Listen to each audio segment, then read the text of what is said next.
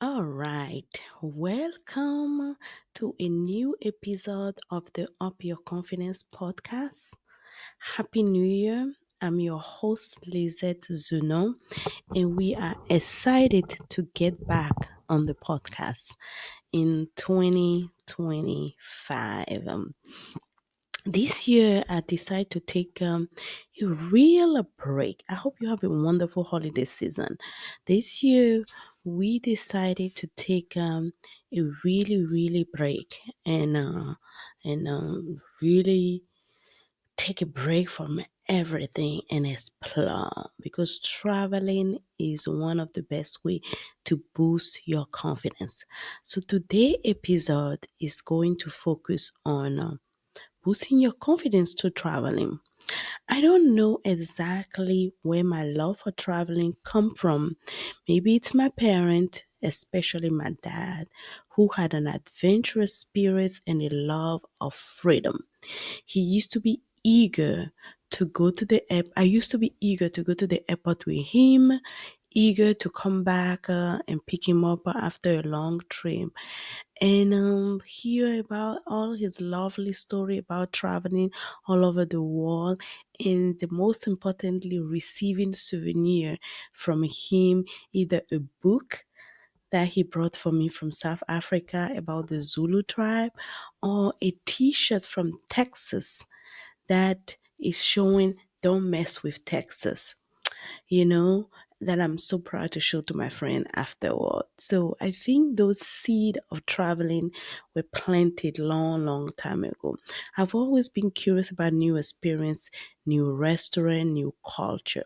Naturally, this translates into a passion for traveling. It seems like I will rarely visit the same place twice unless it's for business or I decide to live there or I really love the place. And I can count how many places that I've been more than once. I will say Dubai is one of those places. My country, Benin, my second country, Ivory Coast, and living in Saudi Arabia. So coming back again and again, and obviously the United States where I live for the longest than everywhere else. So you can see that there's some I've have many life. There's multiple city that I love staying at that I can see myself live in, no problem. But so far I've visited 37 countries across five continents. It seems like. And I don't know if I should bore with the breakdown, but I had to go into the breakdown and I have a very nice map. I saw this app, we're not affiliated with them, so I'm not going to say the name here. But surprise coming up, but the map show really all the place you have been. I think I have been to 75 location in total, the 37 country. And for me, I'm not really like one of those people that want to like see the entire world, I know for a fact there's some place that I don't really care to see. I am not in the quest of visiting all the 193, 95, 96 country of the world. No, I don't even think I'm interested in to see like more than 50 or 100. I don't think so. I want to see place that I care about, place that I'm excited to enjoy, some place I'm not excited to enjoy. I'm not going to say the name of a country, but there's some country that I don't want to go visit. Nothing excites me. Okay.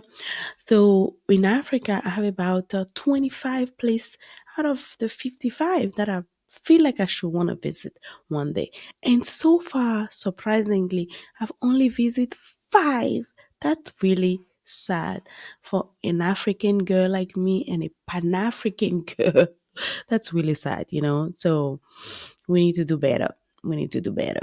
I'm telling my team, my family, we need to do better. I need to like find a way because there's three reasons why I travel. I travel for business, I travel for pleasure, and I travel for exploration. So I need to find a way to do more business in Africa, to trying to find pleasure in travel in Africa and do more exploration. So we'll see. But the one that I'm proud of the most is Asia. I have been to almost 13 out of 15 places I want to visit in Asia, literally. And I'm sure there's more. I should shoot it to probably 20, but I've been to a lot of people places in Asia that I'm extremely proud of and excited about. I'm not going to bore you about the name of each places because none of them are paying me. And a side note, one of my feeds say I should be a travel journalist. Maybe because when I travel, I talk a lot about the places and I give very teeny bitty detail. Okay, I love traveling. And people that have influenced my travel has been like Anthony Bourdain, that I watch, and also watching stuff on CNN International, all the travel show has also influenced me to make me want to visit some places. Okay, so I think country need to do better job of advertising the country and just help us brand a little more so we can want to visit the country. Okay, so I think I have visited more places in Asia on my to do on my goal list, wish list than any other country. So Asia, I just have like maximum five more country, and I'm done with Asia. Literally, Asia and Middle East. That's how much. And then Europe. Europe, I have about like 18 places that I want to visit, and I've visited about six or seven, I believe, or the list might be longer. And then in North America, there's about like 15 places that I want to visit, and I've already done seven or eight. So that's also really good. But the two places that I have not have a lot of places that I visit is South America. I don't know why, but I've never been anywhere in South America. I don't know if Mexico, Honduras, Belize, and count in South America, but I've always missed opportunity to go to South America. A couple of years ago, I had the choice of going to Qatar or Uruguay. I went with Qatar because there was World Cup. Uruguay, I had a conference. So, my friend from South America, I love you, but I want you to invite me a little bit more. Like Brazil is calling my name, right? So South America, I need to get on the bandwagon a little bit. And then Oceania, zero. So Sydney is calling me, New Zealand is calling me, and Fiji are calling me. All right. So now that you have a little bit understanding about, my breadth of traveling and escapade, now let's get into the lesson from my travel. If you know anything about me, y'all know I hate taking vitamin. I hate taking med until I stumble on black girl vitamin. Since I have been diagnosed with heavy vitamin D deficiency, which is most of y'all listening and watching this podcast, I have been taking vitamin B pill for the last 3 months. And I've been on the vitamin D for this time and I'm obsessed. This is the brand. This brand is real. It's cruelty. It's packed with quality ingredient from the iron and collagen to the cholesterol support. I found my go-to vitamin brand. If you want to level up your wellness scheme, use my code Z Square for a sweet discount on your order. Trust me, you won't regret it. Black Vitamin is a brand especially designed for Black women, recognizing the unique nutritional need that we are often overlooked by mainstream products. The supplement are cruelty-free and focus on essential vitamins that support growth, mood, and overall well-being. With options like vitamin D, iron, collagen, and even cholesterol support, the product are tailored to help women feel their best. And yes, I've been feeling great. If you are like me and you hate taking medication, but you want to boost your health, Black Girl Vitamin made it easy with high quality, tasty vitamin supplement that fit right into your routine. I've been taking them for the last 3 to 4 months and I am a big fan. I'm telling everybody about it. From iron to collagen, this brand has you covered. So use my code Z Square when you order to join the journey to feel amazing. You won't regret it. Why don't you want a radio, a glowing skin, and healthy hair like me to kick off this year? That's the ultimate gift and beauty. And on this podcast, we always say health is wealth. We talk about investing in yourself. So vitamin D deficiency is how you invest in yourself. The buzz is real. The review, I lighten up my phone. Don't wait. Start creating your healthy habit in 2025. The ultimate vitamin bundle. Take control of your health, feel unstoppable, and glow from within. On this podcast, we always talk about boosting your confidence, elevating your confidence. This is the number one way you can elevate your confidence, by glowing from the outside and also the inside. So get your bundle today. Get with Black Girl Vitamin. Thank you.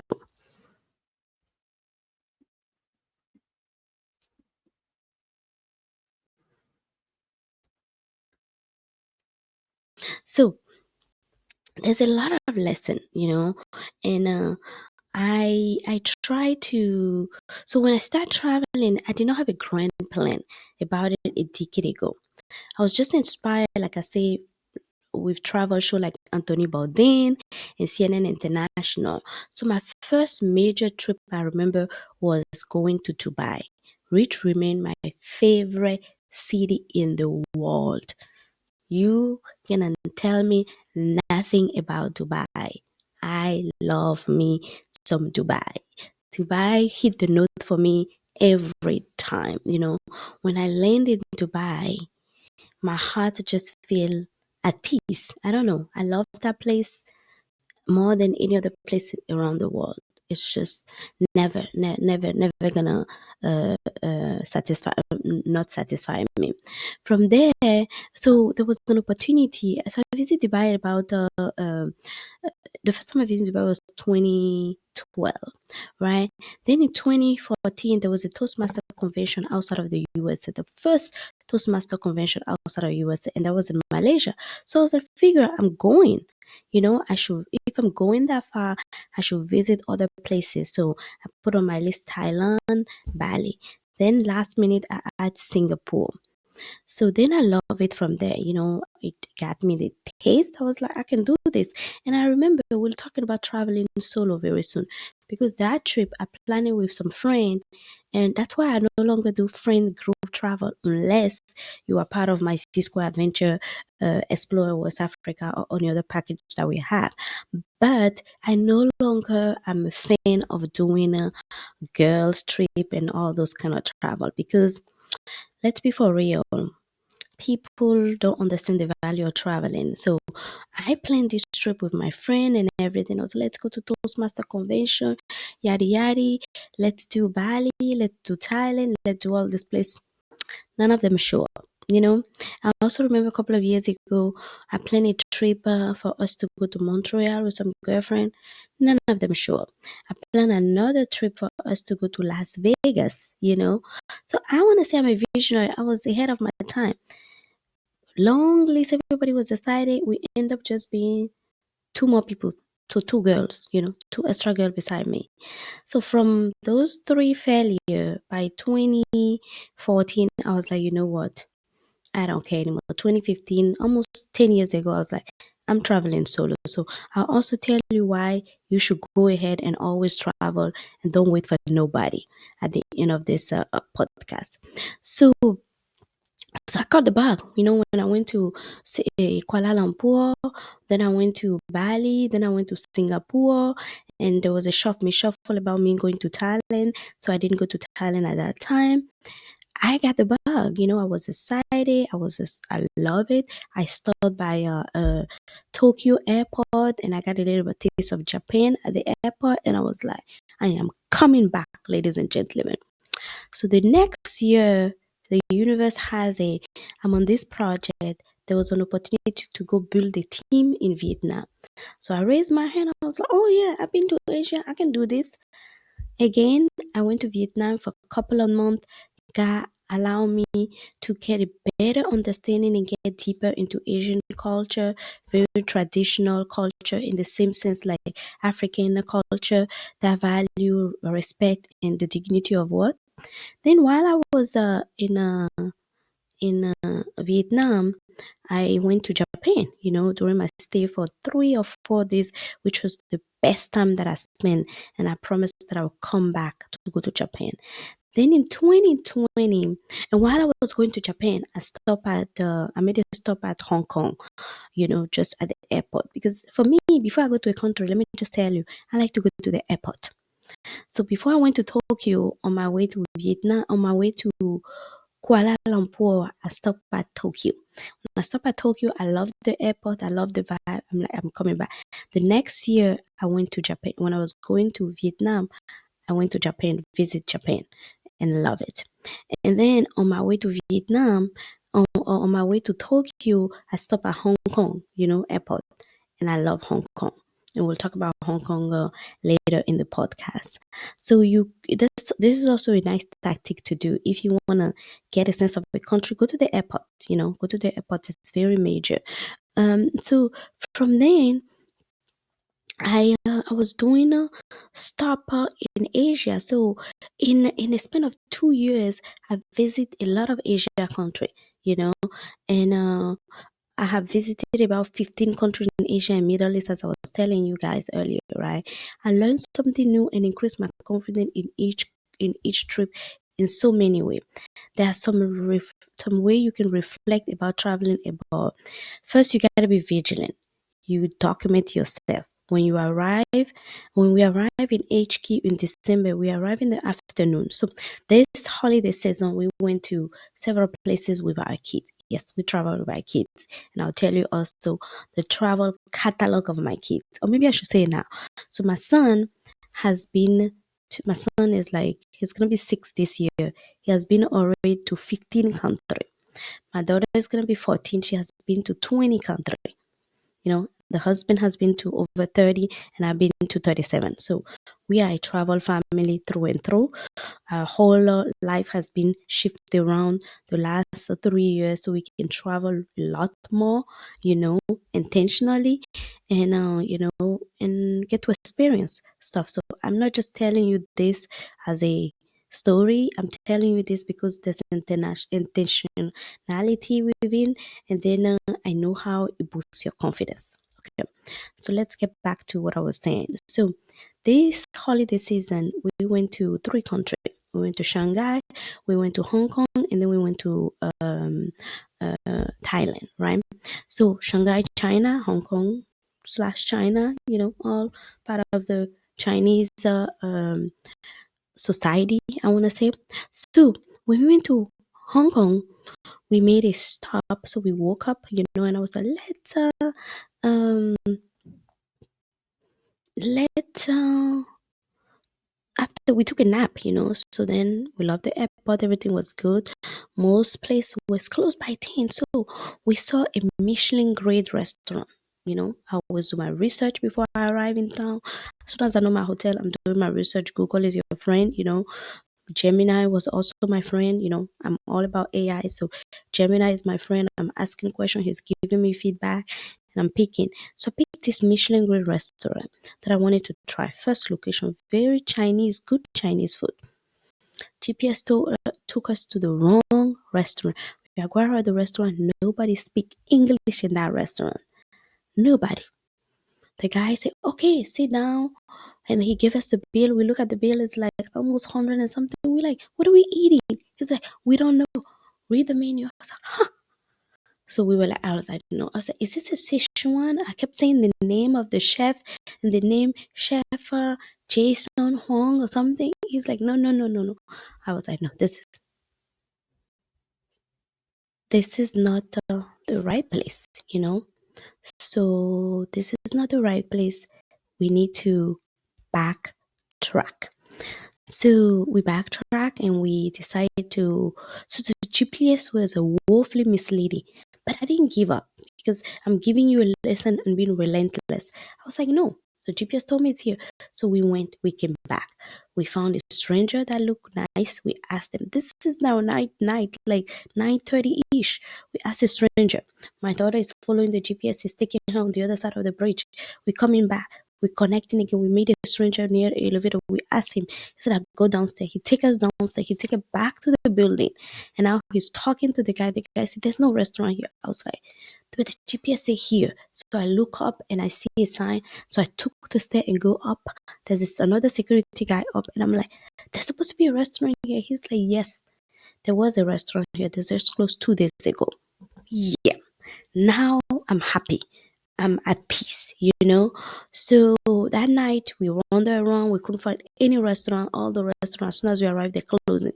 So McDonald's, not advertising for them, they're always saving grace. So McDonald's were open, so the kids were able to get something. I went to 7-Eleven just to get some snack and call it a night.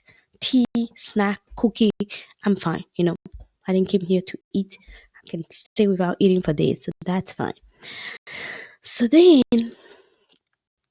but then at night, I couldn't shake it. I was like, something is not right. Why is this restaurant closed?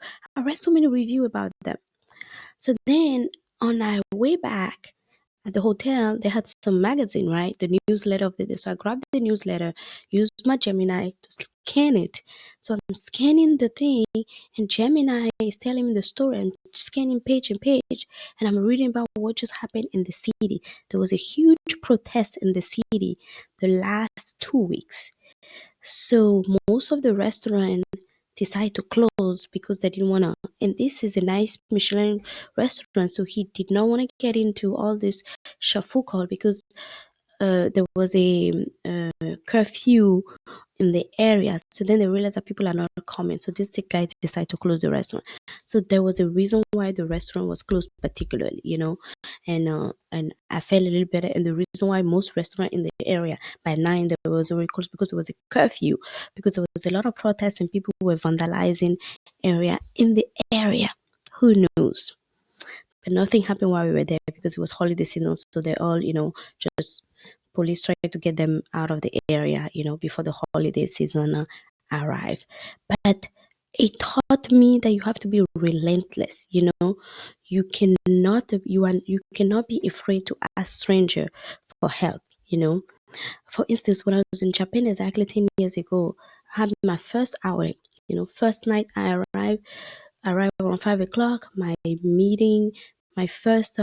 I'm the kind of person I like to plan a jam-packed holiday.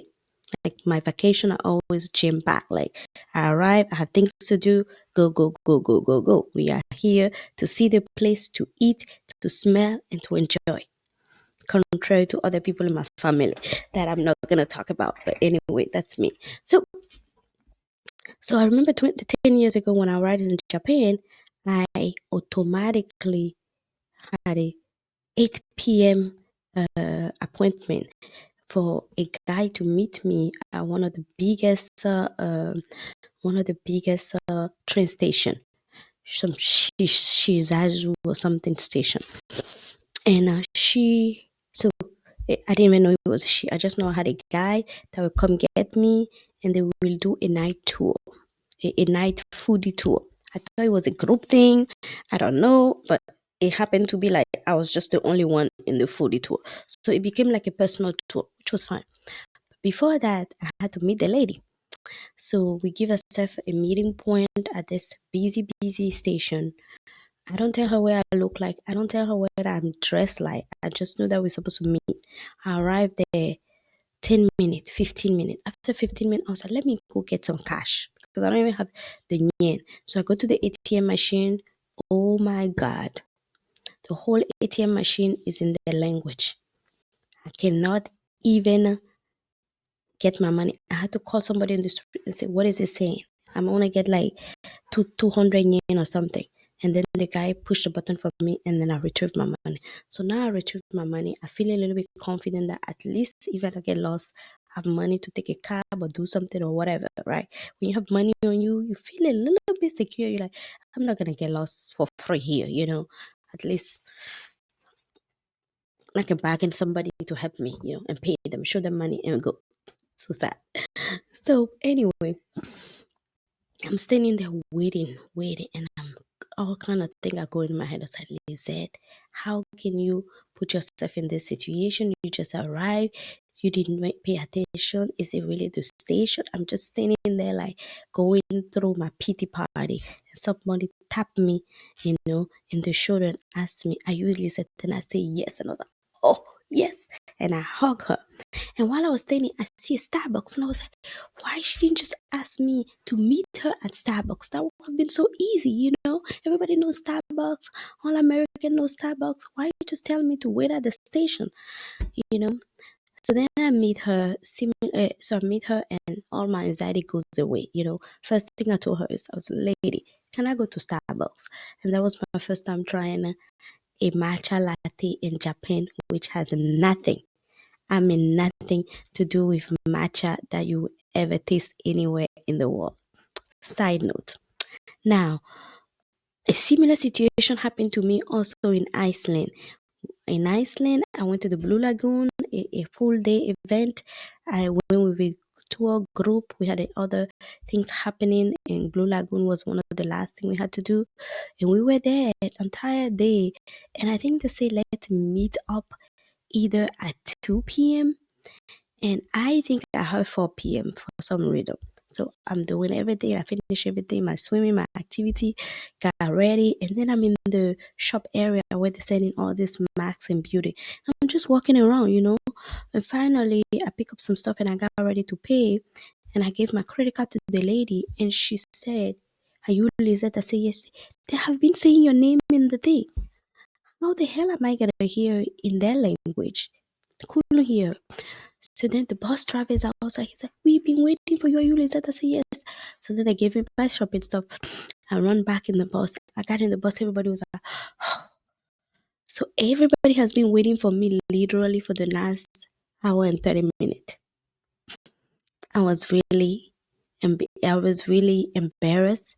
But for me, I didn't care because I was in a foreign country. I was fearless. And there I said I was the only black person. But that's a story for another day. So those situations really test your resilience, right? So each trip has taught me that people are the same everywhere despite cultural difference. I found that value like respect, dignity, kindness are universal. For example, my time in Vietnam taught me how traditional Asian culture share many similar to African value, like I mentioned. Resilience is key. Traveling often puts you in unpredictable situations that test your resilience. Like when in Hong Kong, when the GPS failed me, and I had to ask multiple stranger to find this Michelin restaurant, as I was telling you. Or in Japan, when the ATM machine displayed Japanese character, and I had to trust a stranger to ask me. Those moments taught me to be relentless and fearless. Now, another lesson is to learn to be agile. For instance, when we were in Paris in summer 2023 in southern of France, so we traveled from Versailles, no, Marseille to Nice. So we were on the bus traveling with the kids and everything. And we met a family in the bus having a small conversation. Asked them, "Oh, are you from here? Where are you going?" We were like, "No, we're going to Nice." They're like, "Oh, we live in Caen. And they say, "Oh, that's the guy just said you should go to Saint Tropez." I was like, "Okay, it was not on my list. I want to go to Caen." He's like, "No, you can take a boat from Caen to Saint Tropez." I was just happy to in my plane. I was gonna go to Nice, Caen, and Monaco. Like, what else do you want? But when he suggested that you can take a boat to Saint Tropez, I was ready for it. I automatically changed our plan, went online, did my research. So I was ready to ask questions, research, and be flexible and agile to change and adapt my plan quickly. And that trip to Saint Tropez was the icing on the cake for the vacation and the best moment I think I've spent so far with my daughter. And that was the great gift for her 13th birthday, because you always need to have some room for flexibility. Don't be so tight and rigid with your plan so that you can change quickly, because you got to be able to listen to local, understand what's happening, and be able to adapt quickly. And I really love that. Traveling solo is very empowering. I love family trip. My solo travel are where I truly grow. They give me the freedom to explore on my term, reflect and embrace challenge independently. Solo travel is like a gym session for your soul. It builds mental strength and confidence. I love traveling with my family, no doubt, but I realize that when I travel with my family, I'm always catering to them, catering to them. I'm planning for them. I'm getting everybody to motivate and excited. I'm the tour guy. I'm everything. But then when I'm traveling by myself, I reflect more. I embrace change, and I take everything in. It's really a good mental strength activity and confidence booster. Cultural competency. You know, one of the things that you also learn when you travel is increase your cultural competency. So, for instance, we were in Thailand, we took a cooking class with my daughter, and it taught us about Thailand and exploring local market in Senegal, for instance, has deepened my appreciation for other culture, food tradition, and daily life. Give you insight you cannot get from books. You know, like books are not gonna tell you all this. All this travel show are not gonna. It's you have to experience it so you can build your own cultural competency. Representing your culture. So going to school and working in corporate America actually allow me. Let me see. Going to school and work in corporate America allow me to meet people with various nationality. I knew about Thailand long time ago because my friend introduced me to Thai cuisine. So excited. So I was excited to finally visit Thailand as a family to taste the culture, the lifestyle, and the food. I also met two friends while I was in college from Hong Kong, and I learned about the country from them 2 decades ago before I even visited. So I want to thank all my friends that helped me plan my trip and giving me information. My kids love Hong Kong, and they really want to go back. But why I'm sharing these two reasons, it's important to travel out of your home village and mingle with people of other cultures so you can see that we are all the same human race. Traveling for your study outside of your parent home and working in another country afford you the privilege to learn about the world. When I started my first week in college doing English class, I met a young man from Qatar, my first week in the States when I was doing ESL. He's from Qatar. And he gave me an idea about Qatari people. And I always respect the culture through this gentleman. And I wanted to visit the country. And finally, I got the chance to visit the country in 2021 for the World Cup. So just know that you are not the representative of your country, really, but your interaction with someone will teach them about your culture, your lifestyle, and heritage. I hope that everyone that have met me in the past 3 decades since I've been traveling get one bit interesting about my whole country, Benin. I'll talk more about Benin. We are a small and vibrant country full of culture, history, and fun adventure. We have a rich cultural heritage of slave trade, of voodoo culture, and some amazing food and beach that will leave you speechless. I always say there's nothing different between Belize, Bahama, Bali, or Benin. And the government has been doing an amazing job lifting up tourism the past couple of years. And every year we lift up the culture of the country, showing our cultural heritage through the Vonudun days that happen between January 9 to January 11 this year.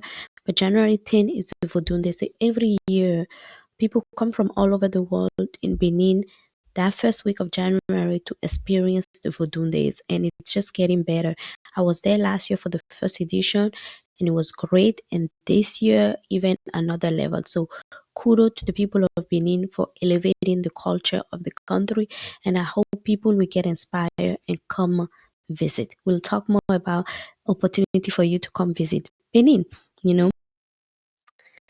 Z Square Adventure, it's a cultural and adventurous experience The journey is not about seeing new place, it's about immersing cultural experience.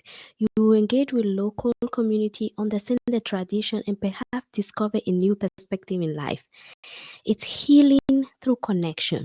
For many African American coming, it's like a spiritual journey that allow you to connect with your ancestors' strength and resilience.